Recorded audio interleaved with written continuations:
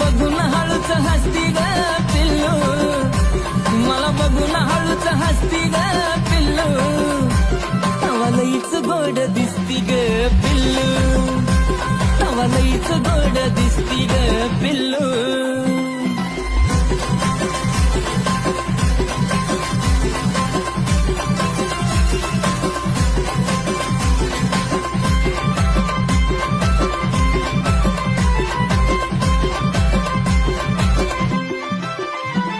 अशी नागमोडी केलेली केसाची बांधणी, जणू स्वर्गातून उतरली शुक्राची चांदणी.